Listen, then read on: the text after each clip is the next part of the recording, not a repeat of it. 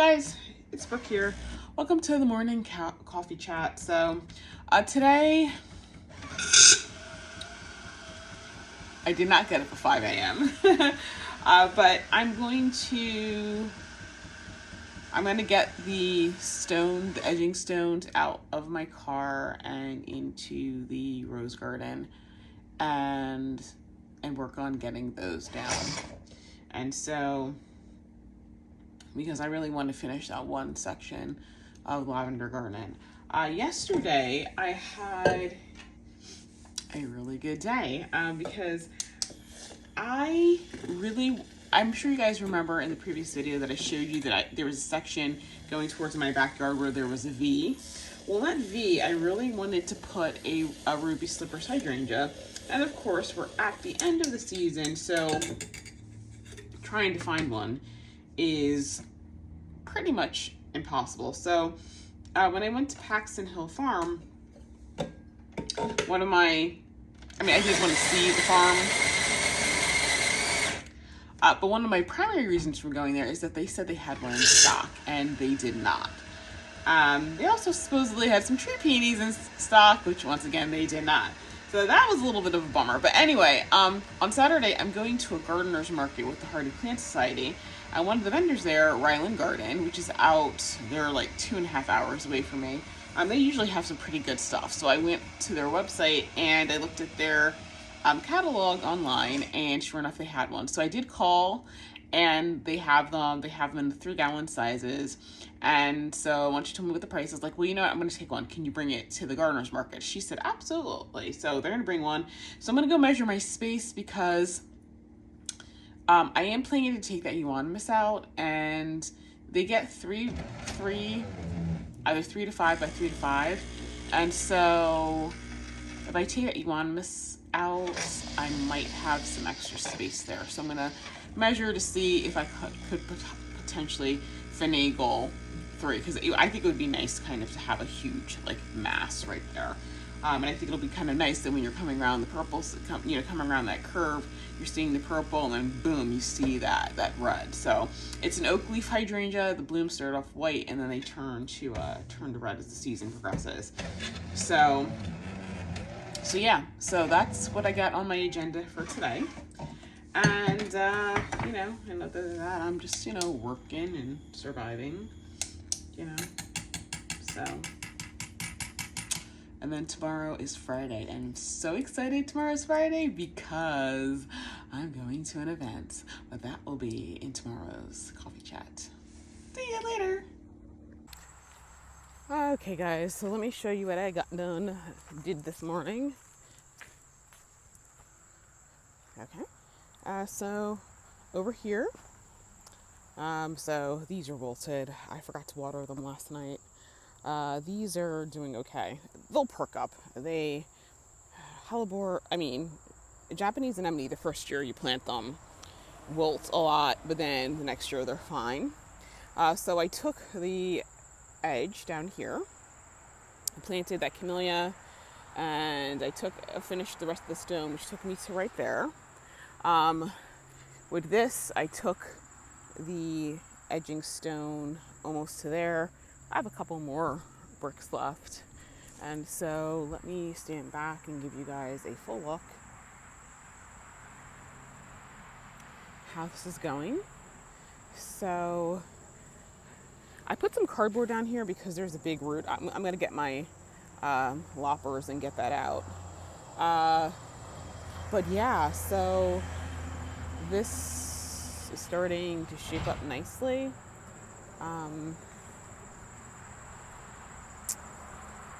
And so once I'm going to take those stakes out and then straighten this line a little bit, because it'll be more of a gentle curve than this. And then once it starts, I want it to curve to this point and comes straight down this way.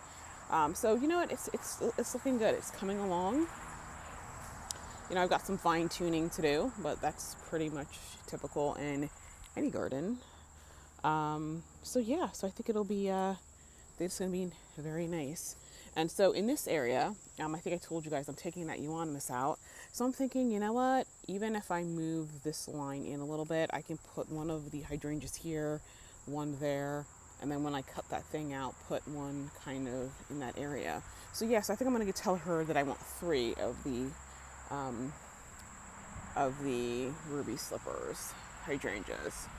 So anyway, all in all, pretty good for morning's work. So I'm just going to be putting more paper down, and you know what, I think I have an extra Munstead wood I was thinking about putting over there, but you know what, all the purples in this are kind of like light to medium. I think that Munstead wood is going to be just a little too deep, but the thing is that deep red may actually add some nice contrast and balance. So I don't know. I think with that big one, Arbor Rose, the Arbor Rose that I got, I think that maybe I could put it right there, and maybe I could put the Munstead wood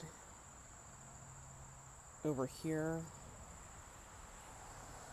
and hopefully that won't be too jarring, because I would like to add some depth to it, and that deep red of the Munstead would do really well over here. So anyway, guys, that's it for today. So I'll see you guys later.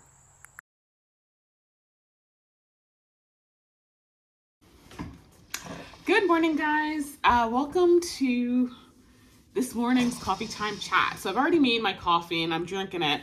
I'm waiting for the machine to clean. Maybe you guys want to see that. Actually, I think I'm going to go through a full cleaning cycle because I need to do that. I mean, it cleans like after every 200 cups or something like that. So anyway, today I'm going to my first event as an influencer. Now, you guys have to understand something. I've never actually considered myself to be an influencer. And I know some of you guys are probably thinking, well, why not?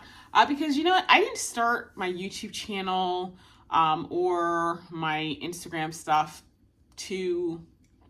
because I wanted to be an influencer. I think, you know, I mentioned before that my end goal is to eventually have my own flower farm, like floriculture, that sort of thing, where I'm, you know, growing plants. Well, really a greenhouse or nursery. I just like to do it, you know, in a farm setting. So anywho, you know, my channel really has been about flower trials because I like old-fashioned flowers, but the problem is with a lot of these plants is that nobody grows them, so you don't know how they actually respond or react when they get in the ground. And also, you know, as a market, because let's face it, this day and age, a lot of people don't garden, you know, and if people garden, you know, a lot of times, you know, when you're new, you kind of buy into the whole, oh, I'm going to get a certain brand in a white container because, oh, their stuff is easier. You don't have to do X, Y, and Z, which isn't altogether true. But, you know, I grow a lot of old-fashioned flowers, and quite frankly, they're super easy. At the end of the summer, I mean, I know a couple weeks ago I did a video saying what's alive or dead. You know, I haven't fertilized anything this year, and this stuff is doing this on its own because a lot of the old-fashioned flowers don't necessarily require like really rich soil.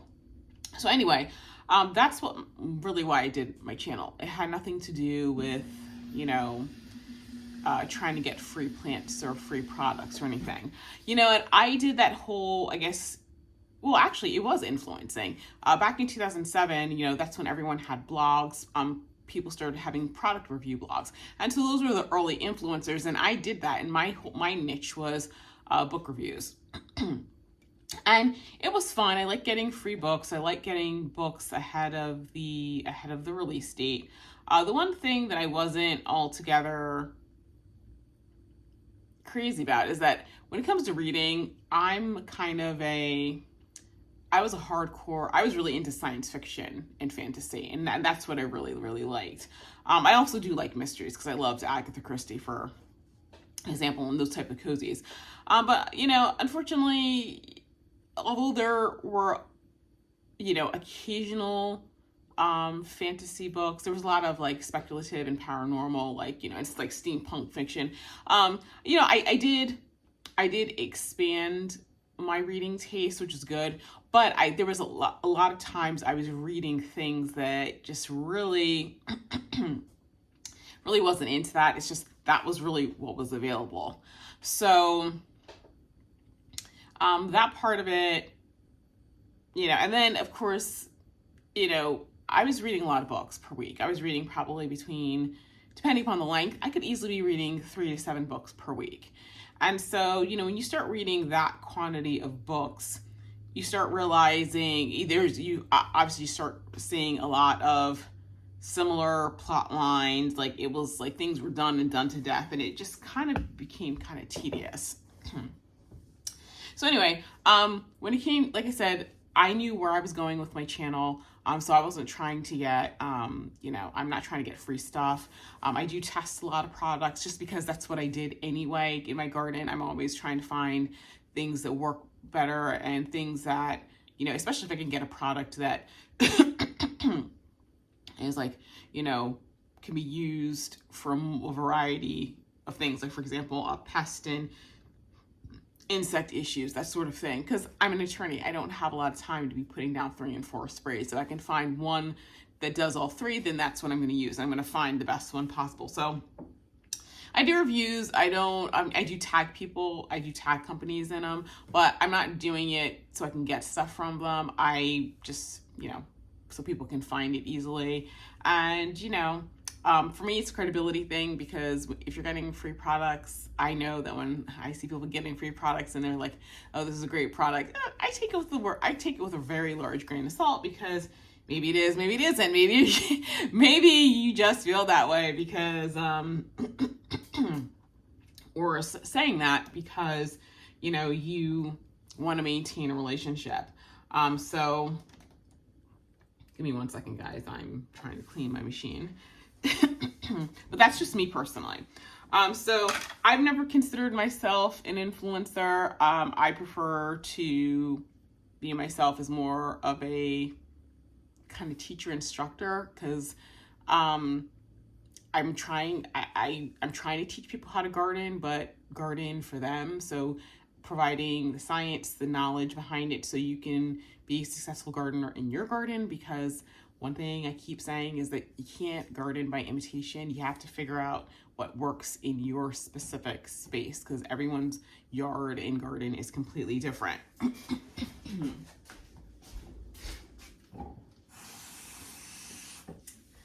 Most of you guys know that I also visit a lot of gardens, and so I frequently post reviews of gardens that people should visit. And you guys will, especially now because I'm doing more stories, you guys kind of see more of the places I'm going, because I haven't gotten the videos cut up yet, because, well, I'm sure you guys probably see on my Instagram, the amount of places that I visit. Yeah, I'm behind on videos because I'm busy, y'all. But, it is what it is. So, one of the places that I visited is Hortulus Farm. And for those of you guys who've been following my channel from like way back when, I think I first went to Hortulus Farm in 2020. It was like October of 2020. And I've been back since. So when I first started going, it was 2 owners, and they owned a garden, and then they had a garden center. Didn't really go to the garden center because that stuff was not really what I was looking for. But since then, the one of the old owners, they were a couple. One of the partners died, and so the remaining partner sold the garden center portion to somebody else, and he still maintained, and the original owner still has a garden, but he no longer opens it to the public, which is kind of sad. But anyway, so I've been to Hortulus. The new owner, I think, really started stepping into it last year. So he had some events that I went to last fall. And so they're having a Wildflower Festival starting, well, actually today. Well, when you see this video, it'll be starting that day. So I'm taking these videos out of order to make sure to get the word out there. And so I was quite surprised a few weeks ago when I got an invitation to a preview event. So I may have rearranged my schedule a little. The preview is between 11 to 1. So I'm like, listen, I don't want to miss this. This is going to be, so I can't wait to see what it's going to be. So I think there's going to be vendors, there's going to be events. I know there's wildflowers. I've seen the zinnia fields. Actually, when I went, the last time I went, which is a few weeks ago, I could see it growing and I wasn't sure what they were doing, but that's what it is. So there's going to be food, because they did ask me, did I want a vegetarian option? I'm no vegetarian, so I'm like, no, I would like some meat, please. So we're gonna see how this is. I think it's gonna be a lot of fun. Okay, guys, so I'm here. I've got this kind of a tropical area set up near the fountain. Here are little snacks. So I'm gonna eat, and then I see a horse and stuff over there. And some bouquets, so I'll check that out in a second. Got this.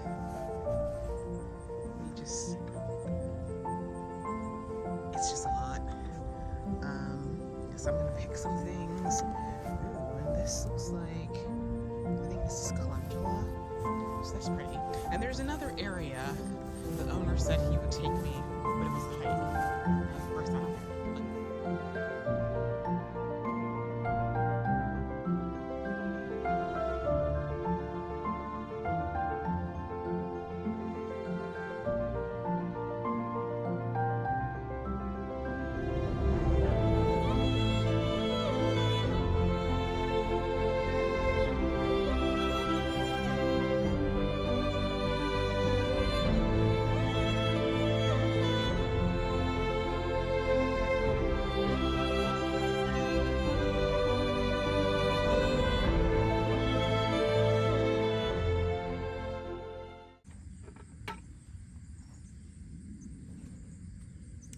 So guys, to tell if a zinnia is ready to pick, you're going to do the wiggle test.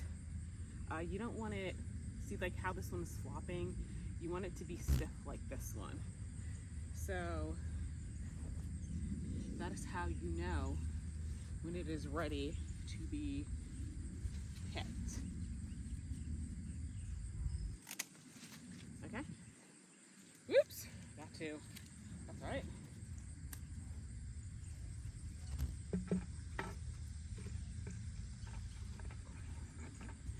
And when you're picking them, the farther you cut down, it'll cause it to branch more. So, I mean, this is not my zinnia or wildflower field, but you know, for those of you guys who have one at home, just something for you guys to keep in mind.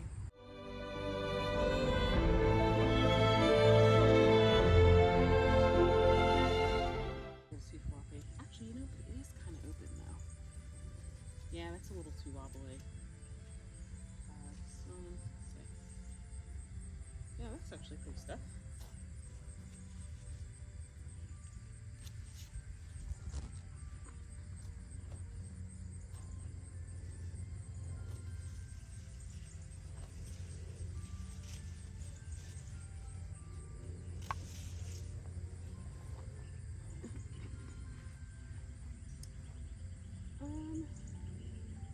Really need to cut through here and change the angle, but let me come back around.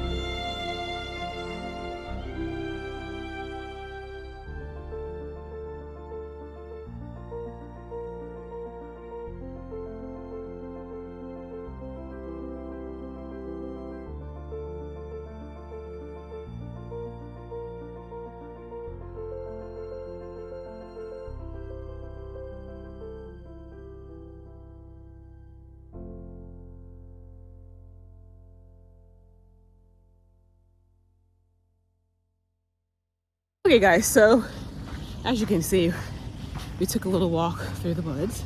So I am gonna go home now. It's really, really hot out here. Tomorrow it'll be cooler. So they're doing this over the next 3 weekends. I had a latte. I'm gonna show you guys a picture. It's by a coffee company called Many Hands, and it was a rose lavender latte, and it was really, really good. It was just, you know, rose and lavender are one of those things where it can quickly overpower, and so that wasn't. It was served at just the right temperature. I was able to like drink it all in one go. So it's called Many Hands Coffee, and they have like a coffee truck. So probably if you have an event, you could probably get them to come, which I would totally do. So what I got was the rose lavender latte. And so if you guys come tomorrow, make sure you get one of those, because that was absolutely delicious. It was soft. It just had that hint of flavor, but it didn't like knock you out. The other thing I really liked is, I don't know what was going on with their coffee. One of the reasons I have an issue with getting lattes while I'm out is because I find that for a lot of lattes, they always have like this kind of aftertaste, and that didn't. It was very, very smooth. I wasn't getting that kind of like bitter, nasty bite at the end of it. So I don't know what they got, but it was really good. So anyway, tomorrow I'm off to Montgomery County because I got to go do some stuff. I'm getting some plants there, but just want to let you guys know, check out the Wildflower Festival at Hurdless Farm.